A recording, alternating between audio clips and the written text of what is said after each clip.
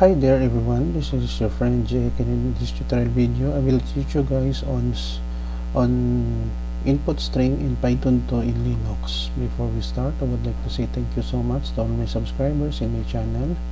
If you are new with my channel and then you like this video, please hit the like button. Don't forget to share, and please support my channel guys by clicking the subscribe button. So let's get started. While I'm learning Python programming, I encounter several problems in understanding the language itself. After some reading and studying, I find out that there are several versions of Python. We have Python 2 and Python 3.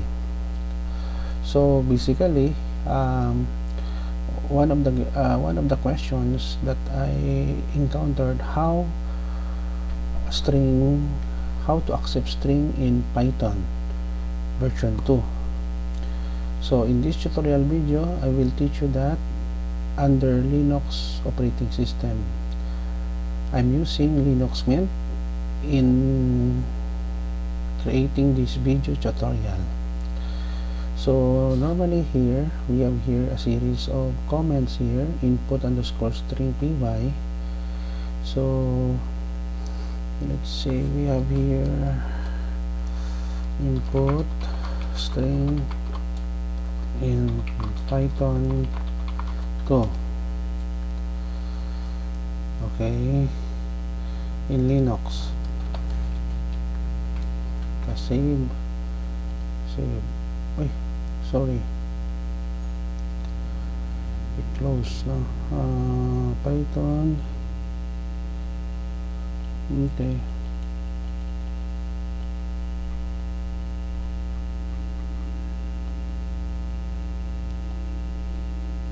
Wait.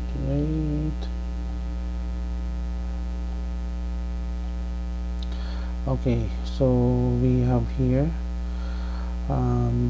yours truly, Jake Rodriguez Pomperada, IT MIT. I have here two websites which offers free source code to download. The first one is jkrpomperada.com, and then the second one is jkrpomperada.blogspot.com. Currently guys, I'm accepting computer programming jobs, software development, web development, IT consultancy. You can reach me in my mobile number here in the Philippines at 0917 30 my globe number. And then my location is Bacolod City, Negros Occidental here in the Philippines. Presently, the version of Python that is installed in my laptop is Python 2.0. So we have here line number 9, new line. The title is input string in Python 2 in Linux, new line. String underscore val equals, we have here raw underscore input. This is for Python 2. In Python 3 we are using input already, not raw underscore input. We are asking the user to give the user's name, new line, and then we have here display how are you, curly bracket 0, format val underscore string, new line, and a program, and new line.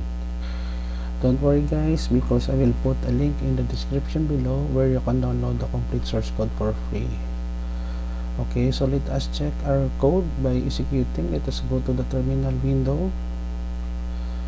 Okay, so to run a Python interpreter, to run our program in Linux, particularly in Linux Mint, we will issue this command: python space input underscore string dot py. Okay, our program is running right now. Input string in Python 2 in Linux. Let's say for example, give your name Pedro. How are you, Pedro? And a program. Another example, Maria Zamora. Give your name Maria Zamora. How are you, Maria Zamora? And a program. Now, what if I will change this one to just input? Okay, save.